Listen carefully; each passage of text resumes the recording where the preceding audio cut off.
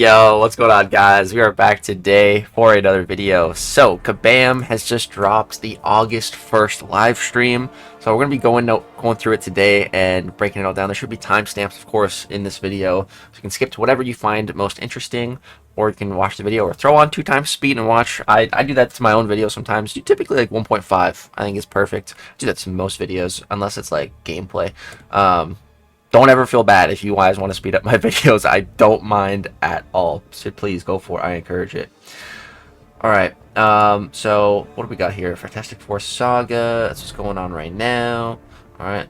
Looks like we still got the Rebirth event that's going to fall into this saga and more. Okay. We got some thing pictures. We already know all this stuff. Alright. Fantastic Force recruitment. Yeah, we know, but this is actually a pretty cool picture. Yeah, we all know about the poker side quest. What are they talking about here? Fantastic Force recruitment was received very, very well, right? I think it was for the first week. After, it should have only been a week long, in my opinion. After that, you know, it's kind of boring. I don't really want to play it anymore. Alright, we got Doom Cycle. This is, of course, the Dimensional Arcade. We're in a casual, like, arcade-like game style to MCOC, inspired by roguelike auto-battler mechanics, low-stakes gameplay for short play sessions. It's just way too grindy. I liked it, like, until I got towards, like, the final 2 milestones of Shatter. By that point, it's like, dude, I've had enough. And it's, man, it's way too grindy. What is this? Craven? We're a 10-year-old game, and we have to evolve and try new things in order to keep the experience fresh. What that means is that not every idea is going to land perfectly or how we want it to land. So Doom Cycle pretty much missed the mark for many of our vocal core players, and we understand that, and we also understand why. But there's some really important nuance here. This is the first iteration of a completely brand new concept. Yeah, I think there's some potential for sure. For example, now, completely different, but that took months of beta to define. Right? So new modes and concepts, they need time and your feedback to grow. Again, these are two really, really different concepts, but we're testing it to see what resonates, especially cool to try new things. Newer players. I am mad at it. This in no way means that we're planning on turning contest into an auto battler. We love this game exactly how it is, just as much as all of you do, right? But we're learning about our changing audience, and we want to kind of push the boundaries as we do that. So, we're testing concepts like Dimensional Arcade, like Squad Builder, right? Kind of to see what sticks, what you like. Asking, is this cool? Do you want to engage with it? Your input gives us the green light to either move forward and iterate further, build upon it, or kind of pivot and change up what we're doing, right? Go back to the drawing board. So the next time you see Dimensional Arcade, if we do bring it back, it'll likely look very different from how it does right now, after we've had a full round of feedback. So we're absolutely going to continue trying new things. We've been saying that for months. We're going to keep things fresh. We want to grow. We want to evolve. We're 10 years in. But we're also building on what we know works. And trust me, we know what works. With our event modes, we're going to keep experimenting because they're not permanent. We can iterate them quickly. We can get feedback and improve. Some of these are going to try to hit different audience groups than others. That's just kind of the reality of a game this massive, right? Not every game mode is going to appeal to every single person, and it's not every mode is going to be one of your favorites, but that's kind of the reality when a game is this large. But we're also working on those permanent additions at the same time, along with new permanent game modes that are currently in development. Those are a lot bigger, and they take a lot more work to get permanent game modes, you say? They have to be larger, they have to appeal to a larger group of players, and they have to be built to last. So, what I'm trying to say here essentially is that with this new initiative of launching these side quests, our hit rate's not going to be 100% for the entire play base, right? It almost can't be with the speed that we're moving at. But trust me, we're listening, we care about what you're saying, we need you to continue giving your feedback. That way we can build the best game possible for you. Absolutely. And you guys know I'm always, you don't see it, but trust me, I'm always giving my feedback straight to Kabam in the CCP Discord. for Dimensional Arcade, for everything, man. I'm always giving my feedback there. Try to just be honest. Just give it straight to Kabam. They don't always respond, but, you know, just knowing that I gave the feedback makes me feel better. Alright, let's go ahead and move on. So we got Valiant Event Quest Volume 4. Okay. Our new Event Quest format test. So 1 less fight in each subsection. Still 3-champ team. Ugh, I didn't really like that. Yeah, I didn't even stream it this last time, because I did like half of it while I was camping. The first half wasn't too bad, but then the second half, when it got like way longer, the paths, man, that was just, oh god, that sucked. They had it great for Volume 1 and 2. I don't know, go back to that, man. So we got adaptive difficulty for the event quest. So this is launching in September. It shows that event quests are always a relevant piece of content. 2 difficulties, traditional base level, and elder difficulty, the gauntlet format, both scaling to your progression. Mirror closely the V1 of the Valiant EQ. Rewards and difficulty scale to top 30 prestige. Milestone-based reward system. This is awesome, and this is also why, you know, I've been trying to increase my prestige.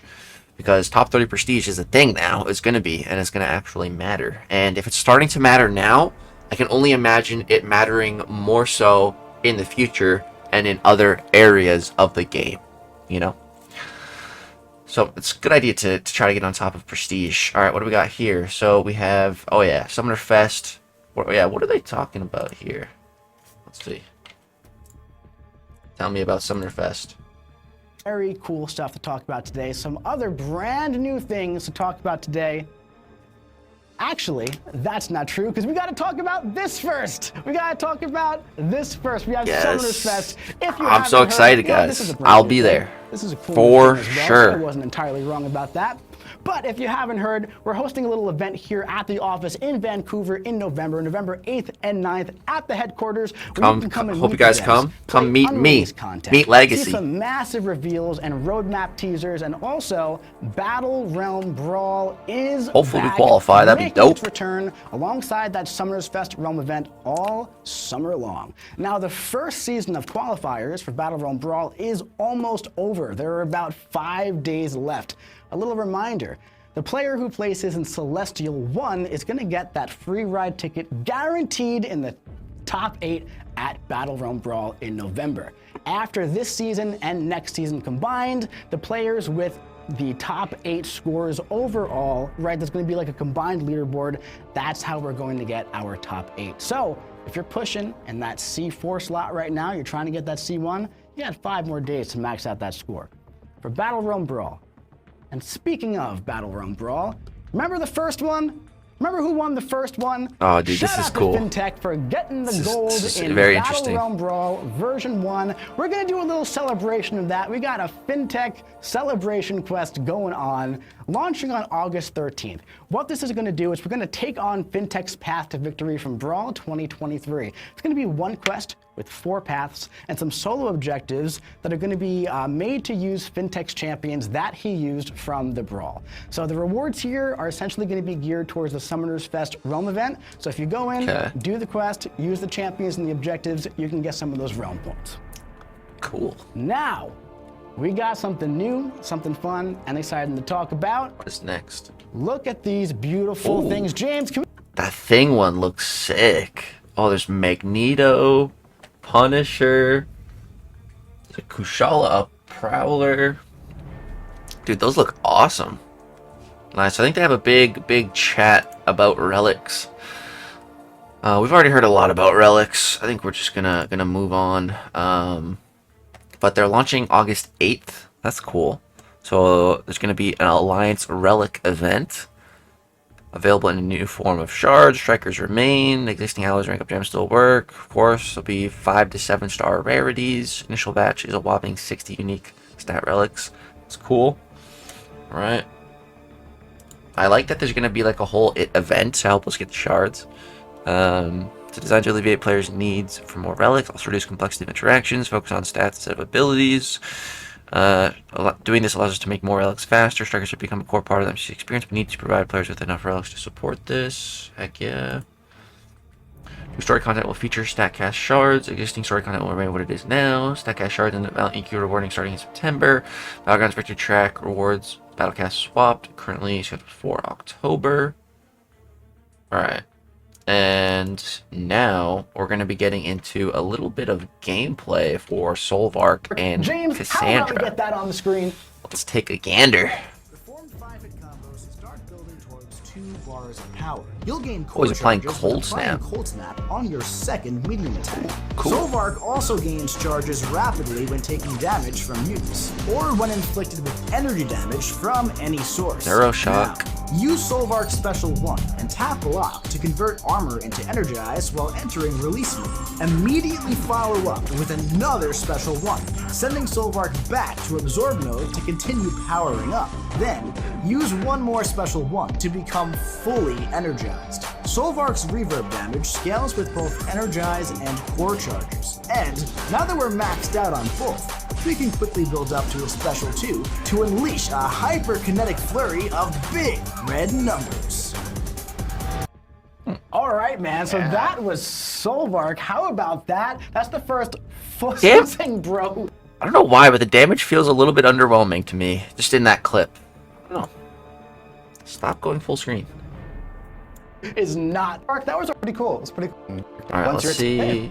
Coach me through it and just What do we read got this here? list. So, How about immune to bleed and poison, fractured power bar, of course, cold snap second medium, doesn't crit, okay. Strong power control. Okay, tell me more about the power control. Oh my god, why does it keep happening? I'm not even double clicking.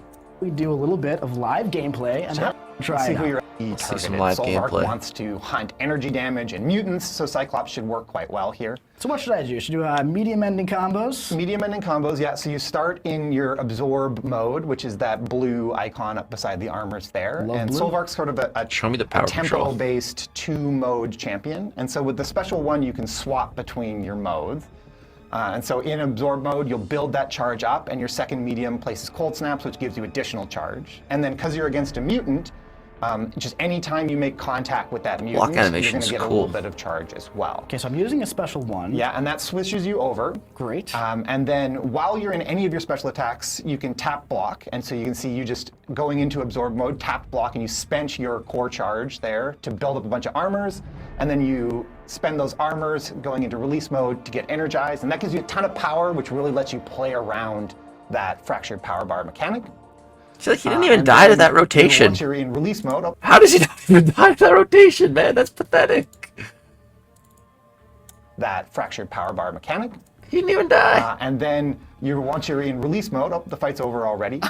That's where all of the damage comes from Solvarch. Solvarch has a huge reverb effect and takes all of the damage that they do with their hits based on where that core charge is at in release mode and gets a massive bursts of physical damage. Yeah. And so that's what you're doing with this champion, is you're kind of flipping between the two modes. You're building up your core charge in absorb, and then once you've got your core charge built up, you've got a bunch of armor ups ready to go.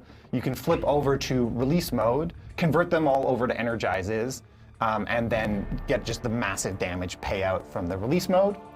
And then the big combo is like, I don't know. I'm not convinced yet. Special 3 or all the way to your special 3. I see potential, You leverage the fact but that you don't have to spend all of your power with that fractured power bar mechanic. He looks really and cool. You can throw your special Can't one. lie. You can get a stun off the special one if you have a lot of the energizes. Yes, we do. And that's going to let you immediately re-engage. And also, this power control is pretty nice Yeah. too, I'm noticing. There's Look at power that right control there. on the special one. So Oh, the it's on the special one and special special two one. have different Okay. abilities depending on whether you're in much release power is he or taking? absorb mode. The absorb mode is all about power control. So the special one has a power drain, which is really useful for like cycling special ones. Even if you push your opponent up to a red bar, to 3 bars of power, that power drain lets you get back into absorb mode and not burn that. away all of your charge, but do it safely. And then Special 2 also has a power drain. It has a slightly unusual, it's got kind of a longer power drain over time effect. And the Special 2, in release mode, it also has a heal block as the other half of their sort of utility suite. And those are interesting as well because they pause based on the mode that you're in. So if you really need Okay, I do heal like that block, power or you control. really want to ride power control like the whole fight and just avoid that Special 3, you can kind of lock yourself into one mode. You lose out on a bunch of the damage, but you can sit on those utility effects for really. Okay, so that's Solvarch. What is this? Oh, this is how we can get him. Okay. Cool. Yeah, I'm hopefully gonna get some pieces for him in Battlegrounds this season. All right, let's take a look at Cassandra. That's who I'm Cassandra. a little bit more Stay interested in focused personally. on Cassandra's core mechanics of channeling by holding your heavy attack and stunning the opponent as they run into you with her stop right there stun. From here, continue channeling with heavy attacks to stack Daunteds, and once you've reached 12, your basic attacks will apply Neuroshocks. Much of her damage comes from pausing and amplifying the Neuroshock damage during her special attacks based on Daunteds, which means that timing any of her specials with higher stacks of these effects is more important than deciding which special to use. Try to save your stun cooldown for after using a special. That way, you can immediately begin safely channeling to refresh her Daunted passives. If needed, recover some missing health with the special 1, or you can look to use the special 2 for a bit more burst damage.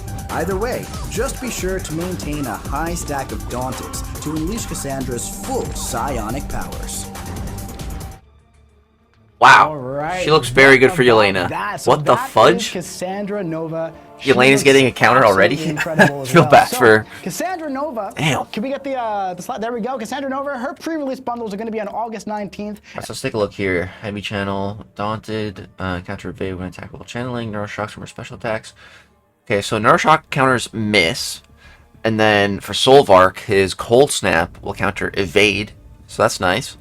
Marked passive against skill champions, non-contact attack, except for medium 1, root from first hit of special attack, strong regen off special 1, a massive burst damage, special 3. Okay, let's see just like some regular gameplay with Karate Mike. Heavy, and then, all right. So what I like to do here is start off with a nice parry heavy, and then I like to just hold it, stack on those Daunteds for the entire duration, and now that I have 12, Now you start applying I can start Neuroshock. stacking on those Neuroshocks, okay? So I can bait a special here if I want. I usually push him to special 2, but he wasn't really cooperating. Now, you want to keep going for those heavy attacks. I'll bait out a special. What I'm going to do now is, I'm going to go for the special 1, and I'm going to channel while he's rooted. Channel, channel, channel, channel, and then manually channel again with the heavy attack. Passive stun, and now I'm going to rush up to the special 2, and spoiler alert, that is going to be all that she wrote. Because she's got this really, really cool ability in her kit where skill champions, their regen percentage cannot go above the percentage of their health. So Nick Fury's regeneration rate was at 1%. Nick Fury counter so too? she's a really solid Nick Fury counter for sure. She's got a lot going on to counter the skill class. She's also so much fun to play. So much fun to play. So that's some live gameplay of Cassandra. Let's pop back to the slide deck here. All right, was there anything else I wanted to talk about here? Oh, that is some cool art. We already read all that. Yeah, that artwork looks amazing. Ooh, that looks so nice. All right, we got Baron Zemo, guys. Baron Zemo is going to be entering the next Titan Crystal, believe it or not. So, yeah. I think he recently got a little bit of a change or something with the way his Fury works on immunity. So yeah, he's been changed a little bit. He's gonna be getting a pre-release bundle too, and be in the arena. He will be entering the next Titan, taking Solvarch's place. As you know, the idols don't go into them. And then there's still Grandmaster's Grace Volume 2.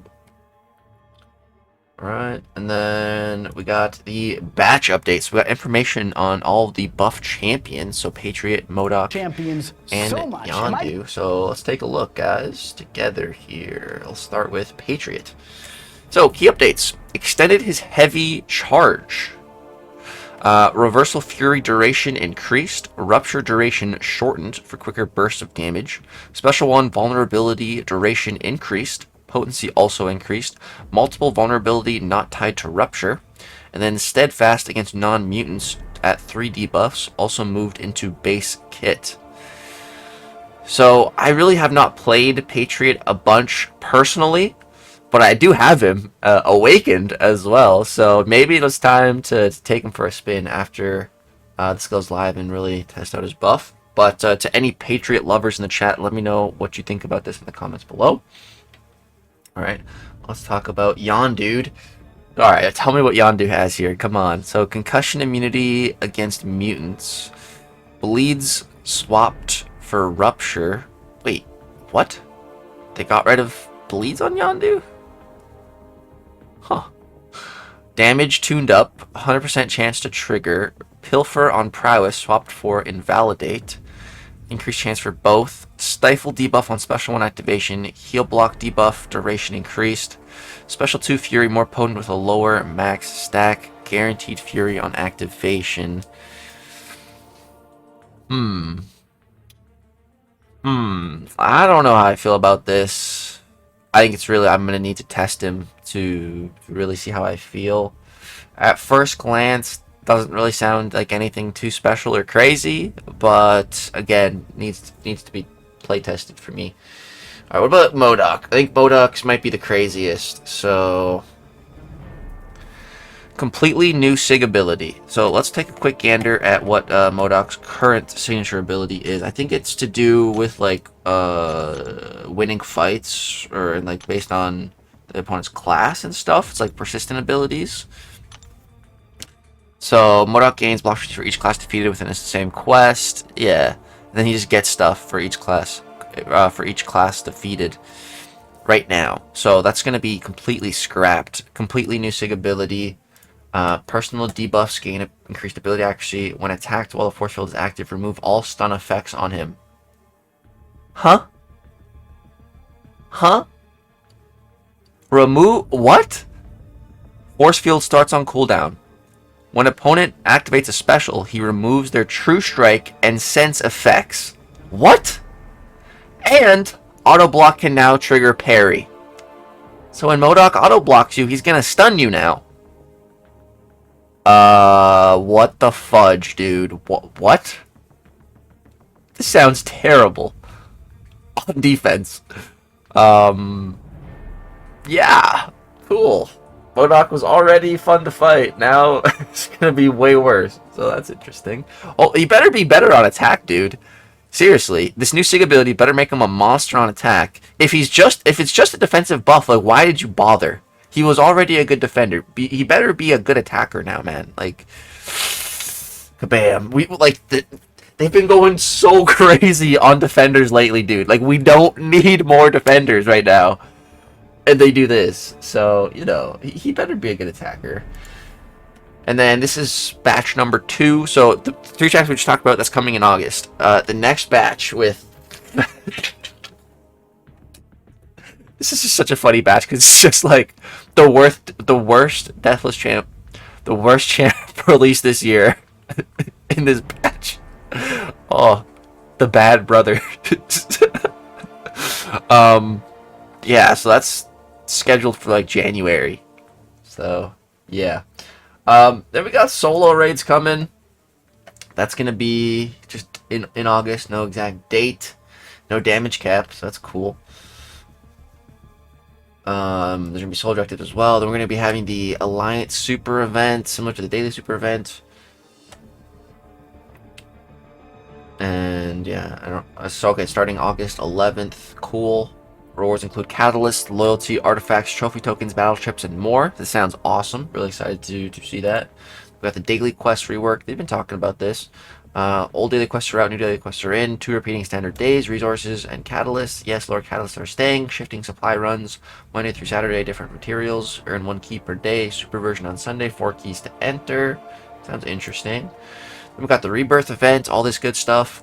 So that's going to be dropping August 8th. So we're going to be getting those 7-hour crystals. Guys, these crystals are good. I'm assuming this year they're going to contain tier 7 basic catalyst. So a good rule of thumb to just kind of tackle these events. You know, don't get too crazy with it. Like, don't do this when you're sleeping. But during the day, just every time you claim a crystal, just go turn on a 7-hour timer just throughout the day. You can claim, like, on average about 3 crystals a day. And then yeah, stock them up. There's really good stuff in these crystals, man. Boosts, units, revives, potions, catalysts, the new catalyst stuff, shards. Maybe there'll be Titan shards in here now. That'd be baller. So yeah, I'm really excited about these crystals. These crystals are just fun. So Statcast Relics Alliance event, Act 8 Crucible drop in. New Legends selector pool featuring 6 champions. So, so it's 3 rebirth tokens for a 7-star selector. Okay, that's good to know. So how can we get those rebirth tokens? So there's a Relic Alliance event. We've already heard about this. Alright. So on the final milestone gives a rebirth token. There are more than 3 this year. Okay, cool. So that's one way to get a rebirth token through this Alliance event. How else can we get those rebirth tokens? So we got the Act 8 Crucible. So legendary difficulty is 1 path, normal difficulty is 4 paths. So it's permanent content, and there's 2 rebirth tokens for finishing during the event. So between the Alliance event and this, that's 3 tokens. So that's guaranteed a selector, free to play. So you can choose any one of the 6 champions that have been buffed, which is cool. So we're also going to have a Realm event, so points for objectives, defeating opponents and using revives, Rebirth pool Sig Stones, gems, and milestone rewards, Rebirth token in the top milestone, so there's another token, then complete the Crucible and the mini Crucible to reach the top. Right, what else we got going on? There's a lot happening in August, man. Going to be pretty action-packed month. And there's also going to be a mini Crucible, so this is going to be, you're using 2 stars as attackers, and you're going to be fighting against 3 stars. So that's cool. It's going to be like a side quest type deal with Mysterium in the rewards for that. Alright, and then we have Rebirth, part 2. So this is August 20th to September 3rd. Updated 7-hour Rebirth Crystals grants 2 rewards. Okay. And then a calendar of 14 days gives a Rebirth token on the final day. Okay, cool. So, what is that? 5 Rebirth tokens currently available? And I'm assuming that 1 token gets you like 1 crystal, maybe? Maybe that's a bad assumption. I feel like that's a good assumption. If 3 gets a guaranteed selector, I feel like 1 should get you a champ, maybe? I will see. Alright, but now, guys, these are our Rebirth champions. Are you ready to hear what their buffs are? Because we're about to find out. Oh, and we have a little bit of gameplay as well. Let's take a gander at your 6 gameplay. of these champions? Yes, I am. James, roll it.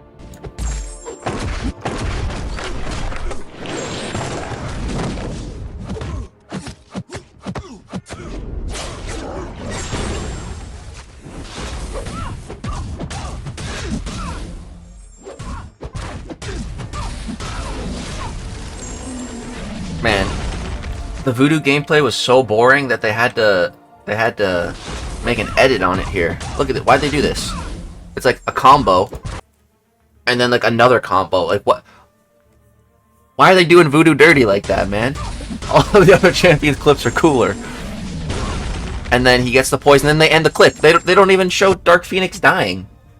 Bro, whoever edited this is not a Voodoo fan. What the hell? But they show every other champ popping off, bro. Justice for Voodoo, bro. Justice for the homie Voodoo. Like, they show these guys killing their champs, but Voodoo gets nothing, bro. What the hell, man? Respect for Voodoo. They show Call Obsidian defeating an entire boss, but they can't give Voodoo, like, let his poison damage tick the opponent down? Like, come on, man. What the hell? But Call looks crazy. You know what? I love showing champion clips so much. I was so excited about Zemo, I forgot. I went Roll the Zemo clip. Zemo clip to show James. Put Zemo on the screen. Look at this, man. I went in with the 7-star rank 4 Zemo. All Zemos on the team into Necropolis. 90,000 damage. Dude, that is disgusting. Oh my gosh. 90,000. That's disgusting. That is absolutely insane. You want to know what else is absolutely insane? Those 6 champions from Rebirth. Now, let's take a gander at what their buffs are going to be looking like. So, Sabretooth. So, stun debuffs cannot have their duration reduced. Interesting. Starts with 5 Furies in Battlegrounds. Once he's converted his max Furies per fight, combo-based Furies gain 200% duration and 50% potency. Expanded Special 1 Fury conversion trigger. Now on first and last hit. More regen. Special 2 now triggers regen for 10% of missing health. Second ability regen now triggers when blocking a critical hit. Interesting. So kind of like a Mr. Sinister type deal. Okay. Doesn't sound terrible. I really like the Battlegrounds abilities. Like, start with something in Battlegrounds. I love that. And I think he's not the only champ to get that. So Call Obsidian, guys. I think Call Obsidian is going to be the flashiest of the buffs. For sure. He looks insane. So, yeah, we talked about Cull in one of the last videos that he can already be a pretty decent Zola option because he can parry the non-contact attacks. He's going to be cooking Zolas, especially now. So it starts with 3 persistent charges in Battlegrounds and Alliance War. 3 Thanos favor buffs now provide true accuracy, and 5 grants increased critical damage rating. So nice, you're just going to be starting with true accuracy. So, dude, he might even cook Invisible or Spider-Woman because he should be countering that evade. Cool. So increased Thanos favor buff on hit pause duration from 1 to 2.5 seconds. Removed missions, 3s. 95% health threshold requirement. Increased special attack to armor break pause chance from 80% to 100%, and duration from 2 to 5 seconds. Man, Cull is going to be a monster. There's only one thing. They didn't increase his block proficiency, man. Really, Kabam? Really? And dude, you know what? You know what their excuse is going to be? Oh, he's a 7-star. Use your stat focus to give him block proficiency. Yeah, I'll get right on that. How about you actually increase his block proficiency to be what his specialized shield should be? How about that? How about that? This was the time. He's getting buffed. Why would you not buff that? I digress. Let's move on. Anti-Venom.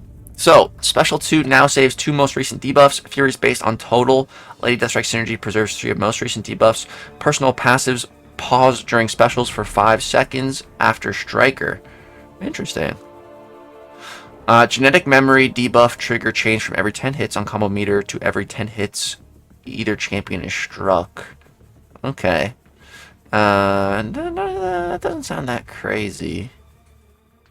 Like for playing him. When it says personal passives, and that doesn't mean his, like, that wouldn't count his petrified debuff then probably. So signature ability update, new inflicts indefinite 2.5 exacerbate passive per personal debuff, max 10 stacks. Exacerbate boosts new non-damaging debuff potency by less amount. Huh. Okay. Yeah, I don't know how I feel about that. I'm not a full master of Anti-Venom. I just know how to cook with him in the current meta, kind of. I'm just focused on healer reversing with Anti-Venom. I don't really know his kit outside of doing that, so I'm not entirely sure how this is going to look. Any Anti-Venom experts, let me know. Alright, let's move on though. Dr. Voodoo. So, while above 1 bar of power, heavy attacks consume 0.5 bars to apply a Loa buff. I don't know how I feel about that. So Rework Special 2. Last hit has 3 independent 65% chances to nullify a Loa and either gain a buff or inflict a debuff based on combo. So even Voodoo's attacks gain a 50% chance to steal 2.5% of the opponent's max power, gaining 10% of the power stolen max 3 stacks. Odd, Voodoo inflicts a 2% power dissolve debuff for 10 seconds, max stacks 3. So power dissolve. I don't think Voodoo had that before.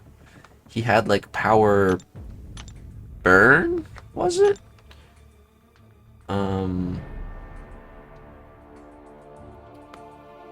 So let's see here. This odd combo is target leaks 35% leaks. That sounds funny. 35% of their max power over 10 seconds. Oh yeah, and the old even combo, all of the Dr. Voodoo's attacks gain 50% chance to burn 2.5% of the opponent's power, converting 525% of burnt power into energy damage. So now it's steal power and power dissolve. So I'm guessing the reason they changed it is because some cosmic champs are immune to power burn nowadays. I'm guessing that's why. This is not at all what I was expecting with Voodoo's buff. I feel like they didn't even really change that much. They didn't. They changed literally 2 things. His special 2, well, I guess 3 things. 2 things in his special 2, and then the heavy thing. I don't know, man. This is not what I was expecting or kind of hoping for. But again, I'm just gonna need to test it to really see how it feels. Hopefully, it feels a lot better than what it looks like. Yeah, I don't know. Like, Voodoo was the champ I was most excited about. Confident in our. So I was kind of hoping for him to get a little bit more, but I'm gonna have to play it and see. And then, is it just Viv left? Oh yeah, Night Thrasher too. So knocking down the opponent purifies 1 debuff. Wait, I thought he purified like all debuffs right now on knockdowns. Wait, what is it right now?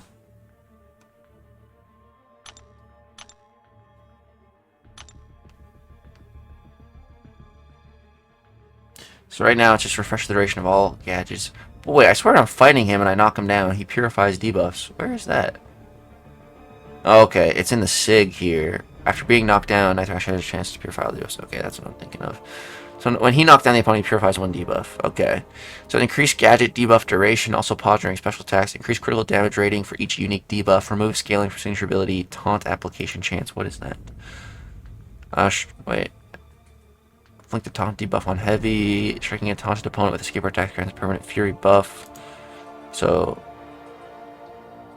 remove scaling for signature ability, taunt. Okay. Wait, so now always 35% chance to get a gadget debuff. Okay, so that's that first bullet point of the 26% chance. Okay, I don't really play Night Thrasher at all. I'd have to ask B McG what he thinks about this, but alright. Doesn't sound like he's going to be worse. And then last but not least, Viv Vision. So, solar energy charges are no longer subject to ability accuracy. Special 3 Fury is no longer subject to ability accuracy. And then Bug Fix, her heavy attack was only ever dealing extra damage for 1 Invalidate, now correctly scales to 3. So that's it. That's all Viv gets. Those are our 6 champions. Now, after you guys have heard everything, which one of these 6 champions are you most excited about? I think now, Cull kind of moved up to number 1, and Voodoo's kind of at number 2 now for me. After seeing a little bit of gameplay and kind of reading some stuff, I feel like Cull kind of got the most love so far. On paper, at least. Kind of. But still no block proficiency. Alright, what else do we have to talk about? Let's skip through most of that. Oh yeah, this is cool. So we now have official confirmation that the Omega Days champions will be joining the base pool in September during the next Titan Crystal rollover. So that is super duper exciting. That's awesome. And I would love to get some confirmation from Kabam that the Heart of Fire champions will also follow the same cadence of being added into the basic pool like next September 2026. If we can get some kind of, confirmation on that, that'd be really nice. Because then you guys could, get Nick Fury, if you don't have him. Or any one of those other champs. Probably barring Dark Phoenix. I don't think she would be added to the base pool. But the other 5, I think, should be. And could be. Okay. And then, we got a little bit of a Mr. Knight gameplay now. So let's take a gander at that. Hey, look. At this. Oh my goodness gracious, Mr. Knight. How exciting is this? This guy looks absolutely... We have some actual gameplay now. Yeah, so I guess in the champ design process, we always start with the lore of the champion. So for those who are unaware, Mr. Knight is an alternate person. Skip ahead a little bit to the gameplay. Here we go. And let's see if we did. James, a little peek? Let's take a gander. So, a couple things to call out here right now is we have Tranquilize, so that is to prevent getting debuffs on you. And then we also have Panic, which is something Thanos has, which counters Evade and Miss. Panic is very powerful. That's good to see.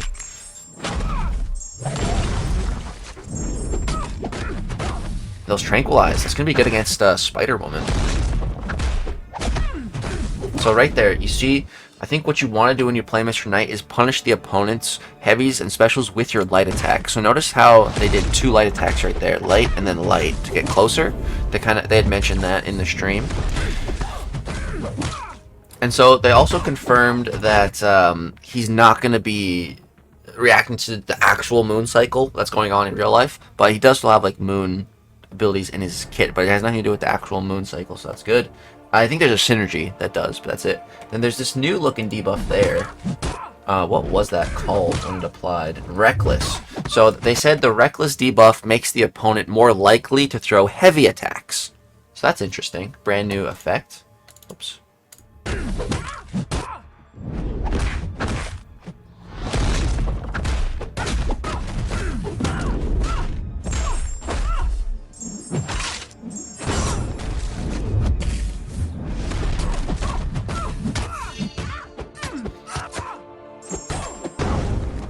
Damn. The first time I watched it, I wasn't the most impressed, but the second time watching it and understanding what's going on, I'm actually quite impressed. I think he's going to be really good for Spider-Woman, which is nice. I wish I could have him right now, dude. He looks awesome. Let me know what you guys think about That was a lot of red. Mr. Knight. Okay, what else? I think there's only one last thing, and I already made a separate video that I had to get out immediately talking about it all. And that's Summoner's Choice Rework. Guys, vote for Ghost Rider. Vote for Ghost Rider. Our options are Winter Soldier, Black Widow, Ghost Rider, and Loki. So 2 skill champs and 2 mystics. It's got to be Ghost Rider all day long for me, man. Winter Soldier has already been buffed. Loki's already been buffed. Black Widow already had her time to shine, and she's already been nerfed. And, you know, she did shine for a long time. It's Ghost Rider's time, bro. He, you know, was always in the shadow of Blade and Stark Spidey back in the day during the Holy Trinity. You know, Ghost Rider was mainly just there as a synergy champ. He was still somewhat useful, but he was definitely overshadowed. It's time for him to step out into the sun, full flames of blazing, man, and become one of the best Mystic champions in the game. Do you want to be countering Serpent with Ghost Rider? Because this guy does, bro. I do. I want to penance stare Serpent and kill him. That's what I want to do, man. Make him pay for all the fear that he has inflicted on the contest. Ghost Rider will penance stare him, bro. We need that Ghost Rider buff ASAP. These are the 4 champs, guys. I'm voting Ghost Rider. I urge you to vote for Ghost Rider, please, man. I want him to be buffed so freaking bad. And that's it, man. That is it. So, man, this was over 40 minutes. There was so much information on this live stream, guys.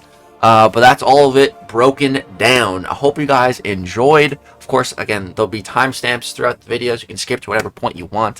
Thank you guys so much for watching. If you're not already subscribed to the channel, I would highly recommend considering it. We're getting so close to 120,000 subscribers. I would love to hit that this summer. My summer goal. So yeah, thank you guys so much for watching. All love and support. Hope you have a great, wonderful day. Peace.